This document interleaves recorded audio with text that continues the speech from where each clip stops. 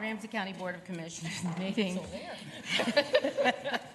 is now called to order. Will the clerk please call the roll? Retham. Here. Matas Castillo. Here. McDonough. Here. McGuire. Here. Ortega. Aye. Reinhardt. Here.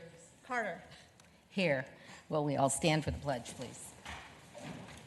I pledge allegiance to the flag of the United States of America and to the republic for which it stands, one nation, under God, indivisible, with liberty and justice for all. Thank you. The agenda of our July 27th meeting is before you. Is there a motion? So moved. Second. Thank you. Moved and seconded. Are there any questions or comments on the agenda? Thank you. We'll call the roll. Reinhardt. Aye. Retham. Aye. Matas Castillo. Aye. McDonough. Aye.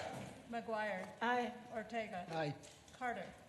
Aye. Thank you. The agenda is passed, and the minutes of July 20th are before you. Second. Thank you. There's a motion and a second. Any comments on the minutes? Will the clerk please call the roll? Reinhardt. Aye. Retham. Aye. Matas Castillo. Aye. McDonough. Aye. McGuire. Aye. Ortega. Aye. Carter. Aye. Thank you very much. Those minutes are passed, and I have the pleasure of calling on Commissioner McGuire this morning for a proclamation on Hire a Vet Month. Thank you very much, Commissioner McGuire. Thank you, Madam Chair. Would people please come forward?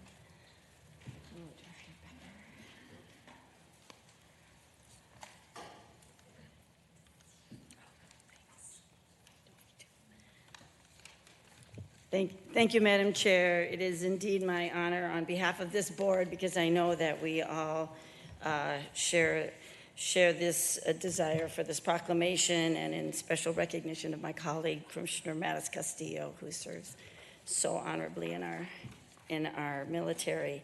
So this is a proclamation that I will read, and then we'll recognize the people behind me, and they'll have a few words to say. Whereas the month of July is Hire a Veteran Month in Minnesota, dedicated to the recognition and celebration of veterans and the employers who employ veterans.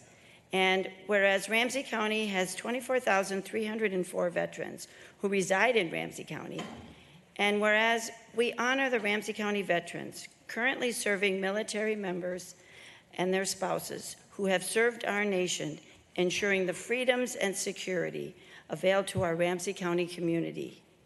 And whereas veterans and transitioning service members have higher rates of unemployment and typically experience more difficulty obtaining employment and progressing in their careers than non-veteran workers. And whereas Ramsey County employers benefit from employing our highly trained and hardworking veterans in their workplaces. And whereas veterans have the ability and fortitude to tackle new challenges and make Ramsey County's workforce stronger based on intensive skills and leadership training, intelligence, resourcefulness, and experience gained through military service. Now therefore be it proclaimed, the Ramsey County Board of Commissioners declares the month of July as Hire a Veteran Month to recognize the importance and value of hiring Ramsey County veterans, and be it further proclaimed, the Ramsey County Board of Commissioners encourages all Ramsey County employers to honor and celebrate the contributions of former and current military service members working in Ramsey County. Thank you.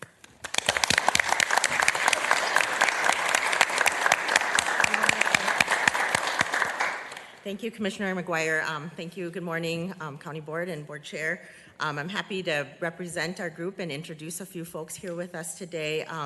Our efforts to work on helping hire veterans is something we're very committed to in partnership with the Department of Employment and Economic Development. We have some representatives that will be a part of our conversation today, say a few words, and also our partnership with Veteran Affairs. So Maria Weatherall will close us out as we end. But I first want to introduce Sean Mullen, who has been a very active member of our workforce board for a very long time. And he's a naval veteran himself, and he works for 3M and will be just briefly accepting the proclamation and talking a little bit about the work they do at their company. Good morning.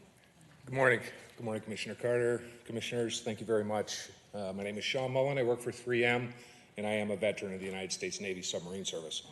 3M is very committed to hiring veterans. We have a very active military support network, which is one of our employee resource networks.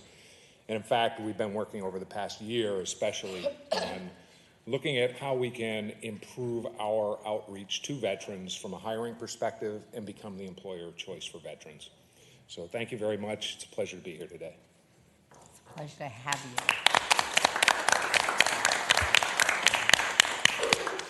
Good morning, board members. I'm so honored to be here.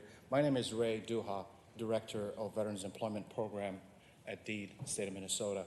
On behalf of Lori Genetopoulos, Director of Career Force locations throughout the state, and DEED, we are very honored by this proclamation.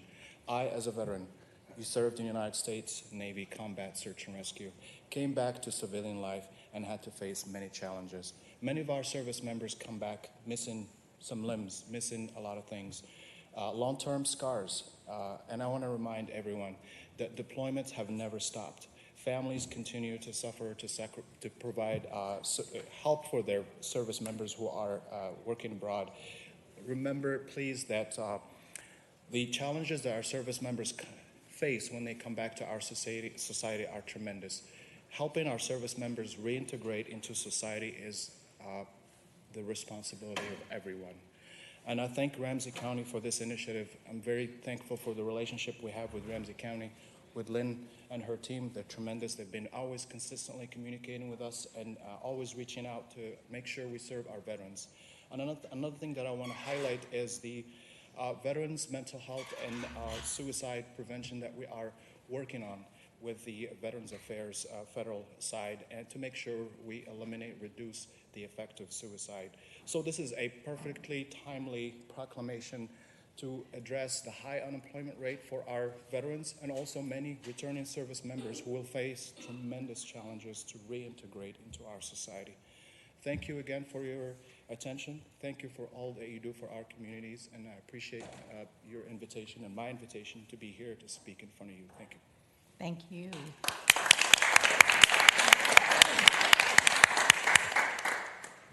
Madam Chair, Commissioners, so nice to see you here today in person. What a great relief it is to be together again.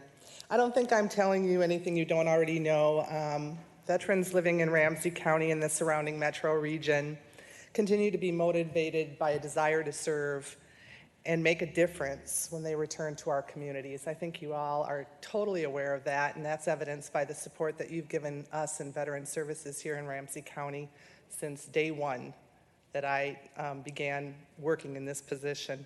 These men and women are among the most dedicated, focused, hardworking team members you could ever bring onto your team, and I believe that deeply in my heart and have personal experience. All of the veterans returning from active duty and those serving in the National Guard and Reserve who are here locally with us and continue to serve bring a special element to any team that they join. And I'm so happy today to have your support through this proclamation. I was grateful to Ling and so very, very happy that when she contacted me to let me know that she was going to bring this forward to you today. During this particularly difficult time in our community and our nation, it feels right to renew our commitment to supporting those who served when they return. They're ready to give back, and our support is an essential part of that process for them, as Ray was describing. I believe this proclamation does just that. It encourages veterans. It encourages businesses, companies, local government, nonprofits, all of our great partners in the community to hire a vet. Keep them focused on it. It's essential, and I thank you so much for that. Thanks to Ling, to all of our partners at Workforce. They're great to work with, and they continue to support us in our work, which is an essential part of bringing veterans to that point where they're ready to return to work and ready to return to school. We thank all of our partners at DEED. It's so nice to meet Ray in person for the first time, I think, and all of our other partners that work with us to support veterans who are returning to this community. Thank you so much for this proclamation, and we look forward to serving you.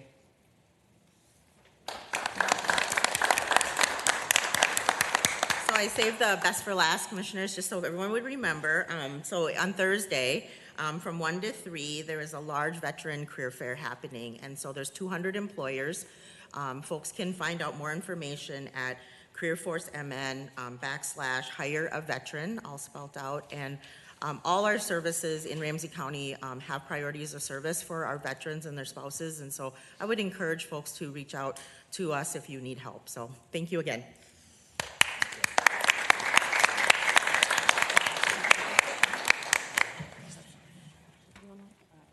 I want to say thank you to all that we've heard from. I know that there is someone on the screen who is joining us also, and I anticipate we may hear also from him. Would you please introduce yourself, or does anyone have the introduction?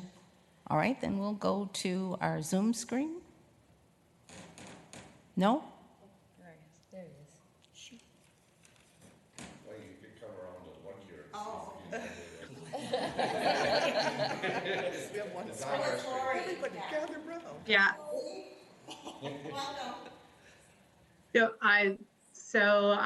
I'm Lori Janetopoulos, Career Force Director at DEED, and I wanted to be with you in person today, but I'm up north, working remotely, and I just oversee the Veteran Services, Career Force Veteran Services, the Career Force Division at DEED, and thank Ray for offering some comments.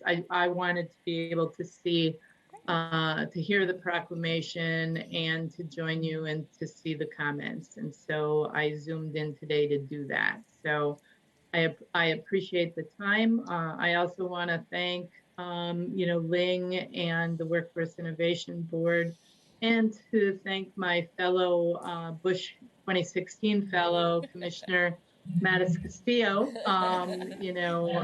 for everything. And we're just proud to work in partnership with all of you to hire veterans.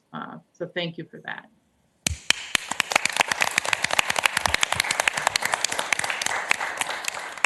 Well, we are very, very thankful to have you here with us today. Also, I want to say thank you to all of you, especially to our veterans, for your service for our country. Thank you for expressing through the work that you do, the support that we want to make certain our veterans have. Certainly, we know that they make great sacrifices for us. The one thing we want to make sure is not missing is our support for them, for their families, and for their lives. And that support through encouraging and helping to facilitate work is so very, very important, we know, to their lives. So thank you for being here today to underscore that, and for all of the work that you do every day on behalf of our veterans.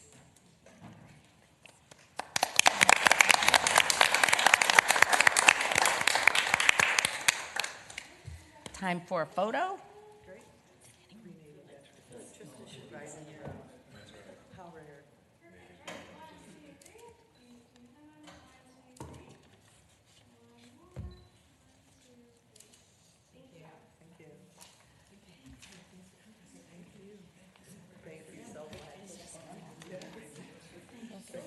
All right.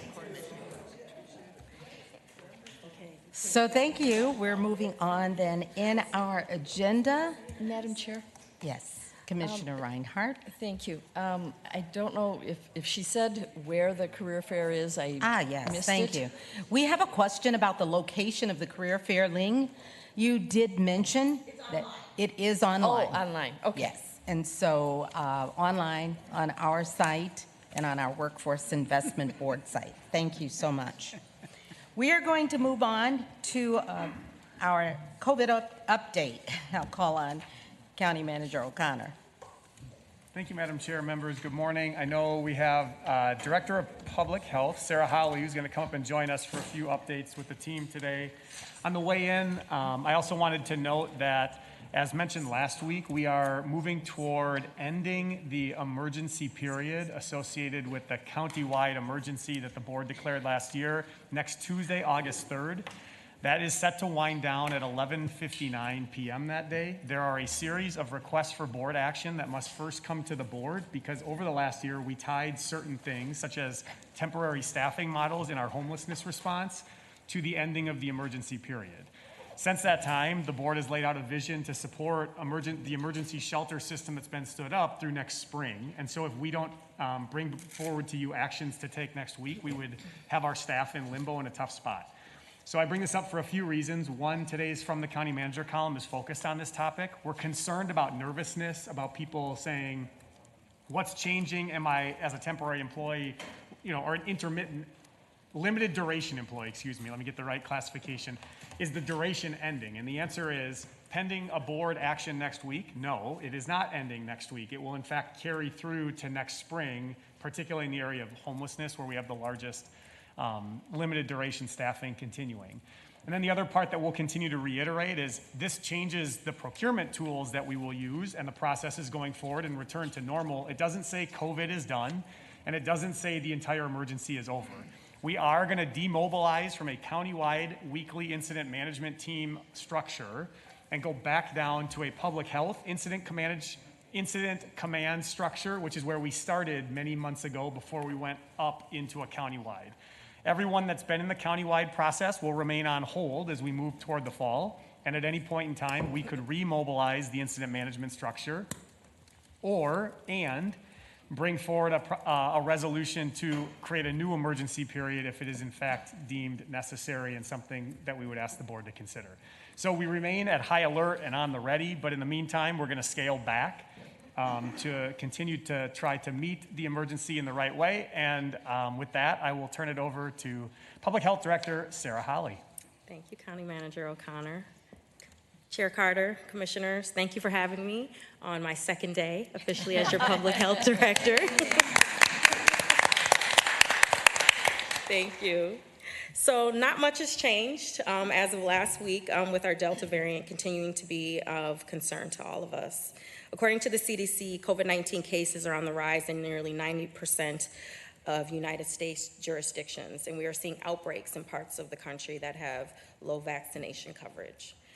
The highly infectious Delta variant has become the dominant strain in Minnesota, accounting for 75% of new infections, with 99% of new coronavirus cases, hospitalizations, deaths are people who are not vaccinated. So in Minnesota, hospitalizations are also on the rise with 153 patients requiring care, including 39 in critical condition as of Friday. The number of COVID-19 patients that are hospitalized have grown by about 50% since early July. Most recently, the state of Minnesota was reporting about a 2.4% 7-day rolling average positivity rate, roughly 3 times what it was in early July. As of July 10th, Ramsey County's positivity rate was at about 1.7%. And so as of last week, probably right after our county board meeting, 13 new cases were identified in Ramsey County. And you can find this information, of course, on the COVID-19 dashboard.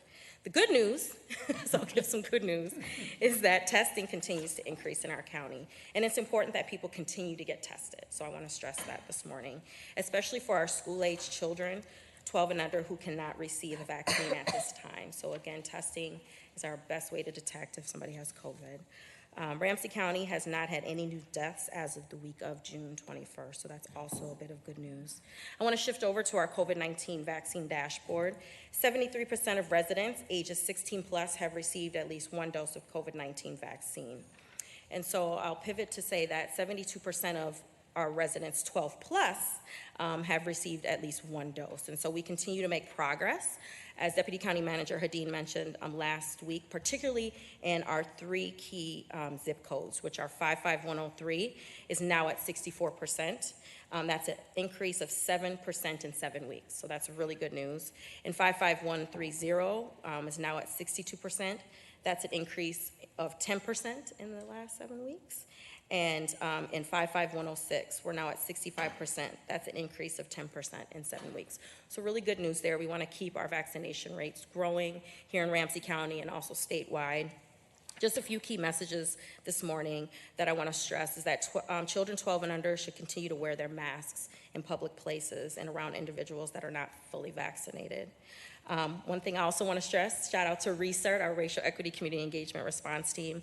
If you have questions about, the vaccine, your hesitancies, a need for more information on where to go in Ramsey County, we're partnering with a number of trusted cultural community connectors, which are available to help through the end of August. So this is an excellent opportunity for people to reach out to folks right in their community to get information about vaccines. And that information can be found, of course, on our website at www.ramseycounty.us, and you can simply just put in the search link, Community Connectors. Lastly, I want to take some time to recognize a few events that are happening this month. Later today, some of us will be attending the Case Investigation and Contract Tracing Group Gathering. I just want to say thank you to all the staff in that area. They've been critical in our response over the last year. Your work has not gone unnoticed and has been so critical during our response. I also want to mention that there's a public health event that's planned for September 23rd for our Medical Reserve Corps, who have volunteered their time, their expertise, work in community during this response. So thank you so much to our Medical Corps. We really appreciate that. Now I'd like to turn it over to our Incident Commander, Laura Anderson. Thank you. You're welcome. Good morning. Good morning, Chair Carter, commissioners. Just a few details to share with you. I'll go ahead and take my mask off. So as of this morning, more than 54,000 vaccines have been administered through our public health clinics. 295, we're getting very close to that 300 mark in terms of our clinics where we've been administering vaccines since this winter. Today we'll actually be at a dental office in Mounds View. We're doing a lot more partnership with healthcare and community organizations just to make sure that folks who do have some hesitancy have a chance to have their questions answered and then access to a vaccine immediately after if they choose to do so. Next week, just like last week, we intend to administer about 300 doses of vaccine to residents of Ramsey County. I'm happy to announce you may see one of our clinics highlighted for a national immunization awareness campaign. So in partnership with St. Paul Public Schools, you may see one of our clinics over at Harding High School featured nationwide. So that's going to be a lot of fun for us. Finally, we will also be partnering with the Minnesota Department of Health and Homeland Health on some vaccine clinics at our state fair. So look for that to continue in August. And that's all the information that I have to share. Now I'm going to pass the mic to Dr. Ogawa. Thank you, guys. Welcome back, Dr. Ogawa. Thank you. It's good to be back, Chair Carter, commissioners. Actually, they let me, finish out because usually there's a few questions related. One of the two issues that I sort of wanted to touch base about today are, one, the most recent changes to the Johnson & Johnson Janssen vaccine recommendations, or not recommendations, but a few concerns that have come up about that, and that is related to Guillain-Barré syndrome, which is an unusual but can be a serious situation where someone has difficulties with muscle control after a vaccine. What I wanted to point out was that there have been only 100 cases of reported Guillain-Barré related to the Johnson & Johnson vaccine. There have been 12.8 million doses of Johnson & Johnson given out. So while it's a concern, the risk actually is about the same as what would naturally occur. And so this is where, when we're looking at studies related to the vaccines, we can't prove causality right? Because it's really this background, so the people who got this very serious condition may have gotten it anyway, but we can't tell. But the CDC and the FDA have recommended that people just be aware of that. We have not seen a case in Minnesota, which is good, but I wanted to address some of those concerns because sometimes those numbers get flipped in social media, right? The other thing that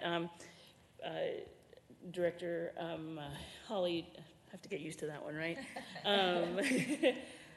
Commented on is the Delta variant, and this is of concern to us. So as excited as we are about the number of vaccines that we're giving out, we do know that our vaccines are still protective against the Delta variant, but we also know that the Delta variant is highly contagious, significantly more contagious than the other forms of COVID. I wanted to give a little bit of an example of how we've seen that occur even within our county. First, I want to start out by saying that in our correctional system, with the help of the sheriff, with the collaboration of community corrections and public health, we have seen a very low number of cases overall in our correctional institutions, and that speaks to the fact that public health, the sheriff's office, and community corrections have been working hand in hand through this whole pandemic. However, when in the beginning of the pandemic, when we were seeing individual cases within corrections, when we saw a more transmissible variant enter the facility, we had, instead of a single case or 2 cases, 13 cases at a time. None of those cases, don't want to focus on the number per se, none of those cases needed hospitalization. We were very cautious. We were able to isolate them quickly. But that just shows the level of infectivity that we're dealing with. So the same kind of mitigation and that kind of infectivity. So we are worried for anybody who is not vaccinated that less of an exposure to the Delta variant can spread. And so especially in our congregate settings, corrections, unsheltered settings, for people who are unvaccinated, we are very concerned and very cautious.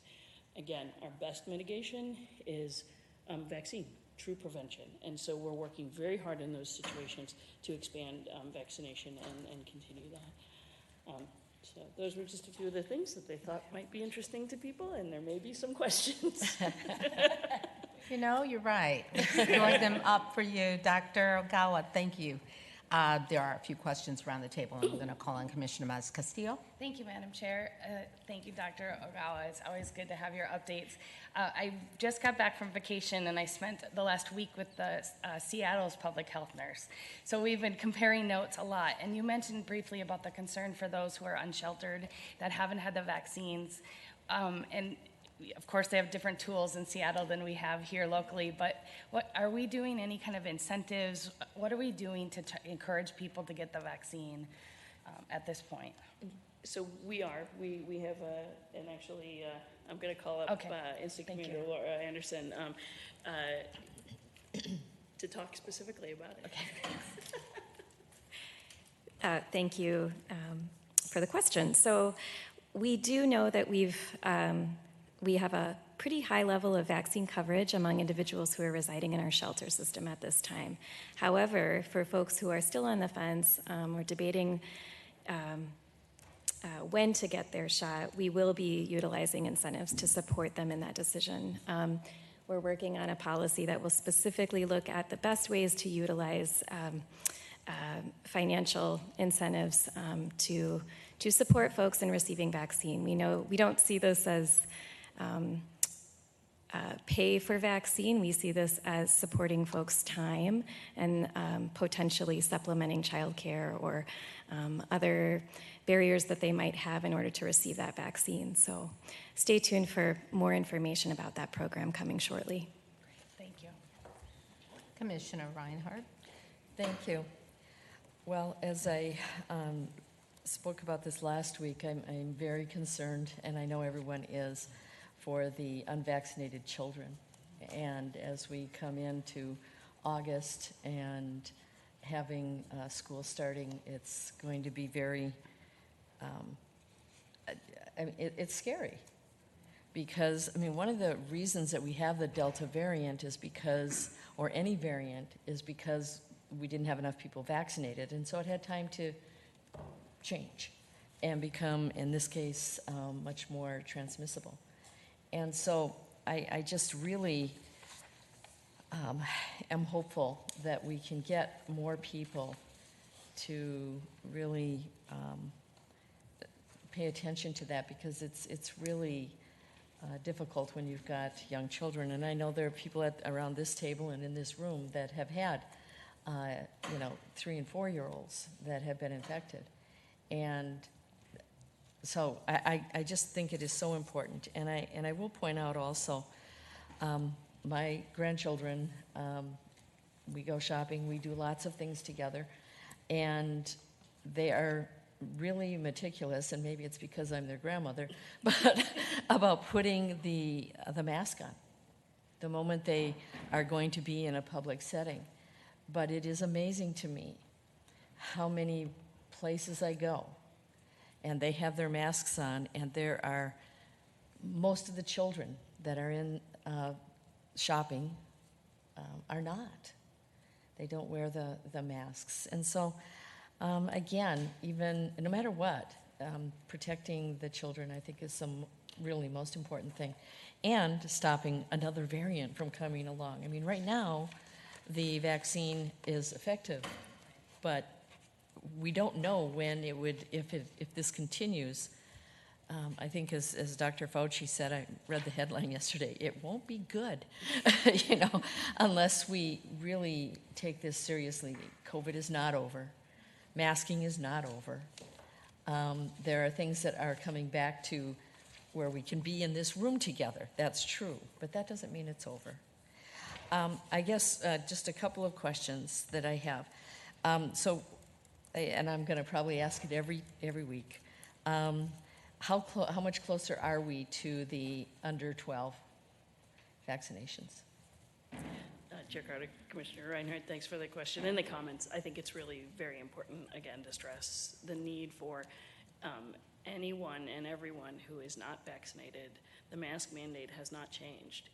They need to be wearing masks. So anybody over the age of, anybody who will wear the mask, any child that will wear the mask, to the best of their ability, even over the age of 3 can. 5 is what the CDC sits with, but children definitely between the ages of 5 and 12 need to be masking.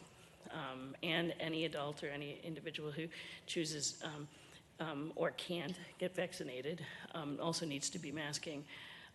In addition to that, testing is exceptionally important.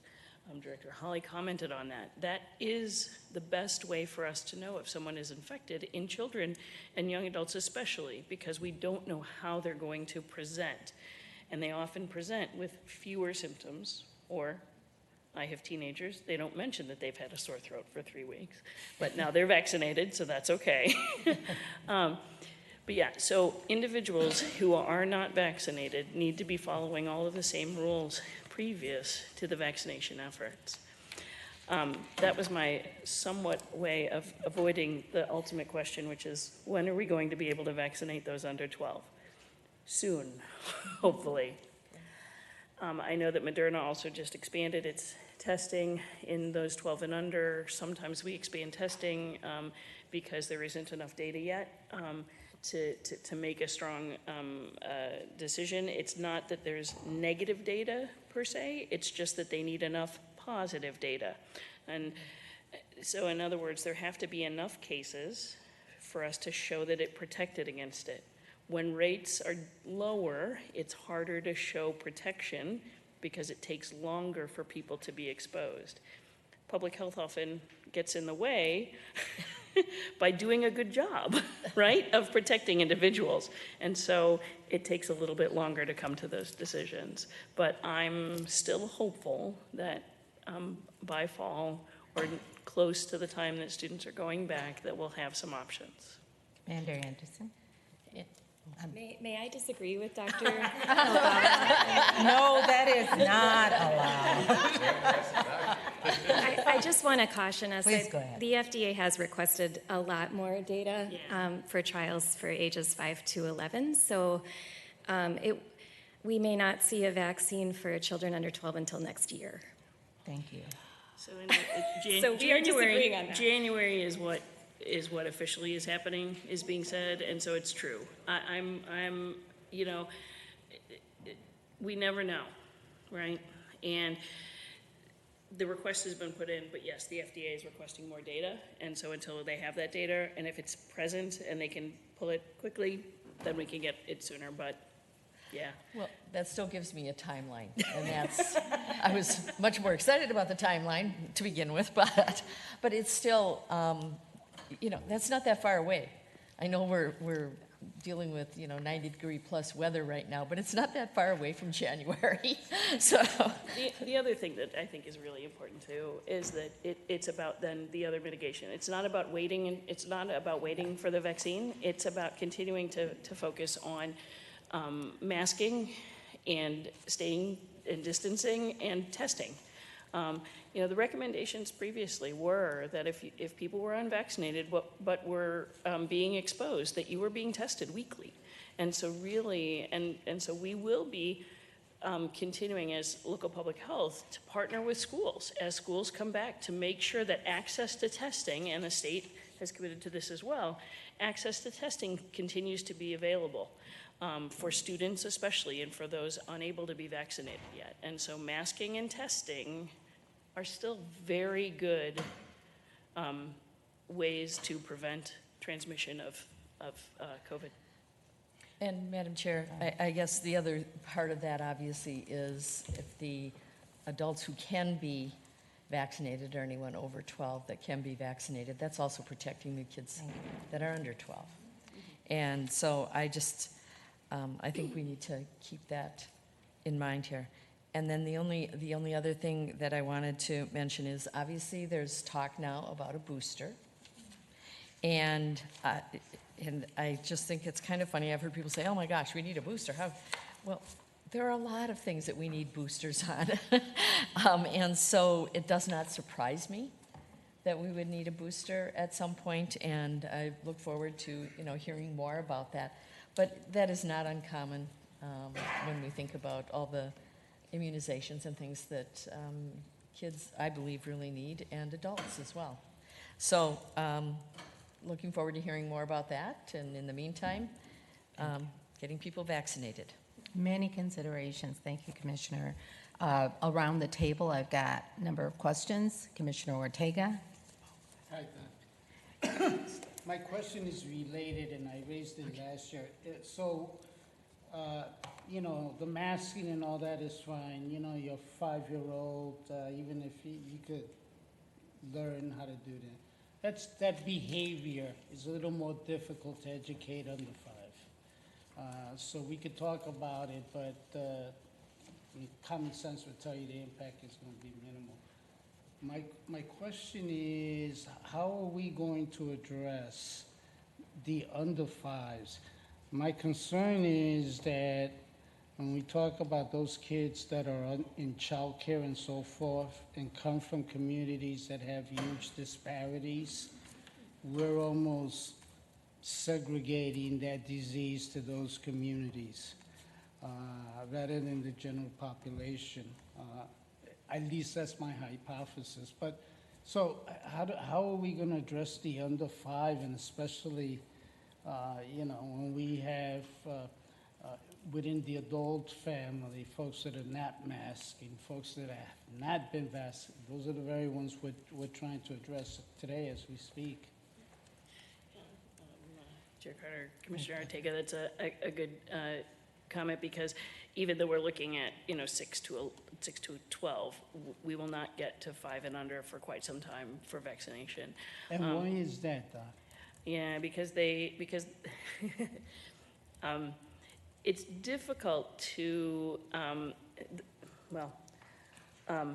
nobody likes to do studies on people under the age of 5 unless they really have to, and the risk of COVID to those under 5 has been shown to be lower than that to older individuals. So they feel like there's this balance of risk versus benefit when you do a study, right? However, you also have to take into account that individuals who are under 5 can transmit to those individuals who are older and can have more of a problem. So those studies are ongoing, but they will take a little bit longer, again, to get the data back on that. And the numbers are smaller because the cases in those are also lower. The best option that we have for those individuals is to protect all those around them and to sort of create, instead of isolation, I like to think of it as a force field or a shield around them, right? So all of those who are caregivers to them, if they are vaccinated, and you limit their exposure to other adults or other individuals who are not vaccinated, then you lower their risk as well. It's sort of like keeping the distance, you know. So until people can be vaccinated, our best options are only having them around individuals who have been vaccinated and thus can't transmit, to the best of our knowledge, and to limit the overall number of people that they're around who may be unvaccinated, okay? Yeah. So let me ask you this, so we have a child under 5. I know the thinking is that they tend to, less of them tend to be infected. For those that are infected, they could transmit it. And what would have been the results with those kids? Yeah, so there's 2 issues that we worry about with COVID in children. One is that they can transmit, like you mentioned, but also the post-COVID effects in children can be quite serious. So this situation that's been described is those individuals who were young who had the infection and no symptoms of the infection even had a post-inflammatory response. So that it's not even post-COVID, but it's a more severe reaction after. So there are still pretty significant concerns about children getting COVID, which is why we also want to protect them. Yeah. And do we have a sense of the population, of those that do get affected? How many have that type of? It's very low. It's very low. It's very low. But the percentage-wise is low. It's low. But again, the more cases we see, the more risk we have of that happening. Yeah. Thank you. Thank you. Thank you. We're going to keep moving on our questions with a lot before us yet this morning. Commissioner McGuire.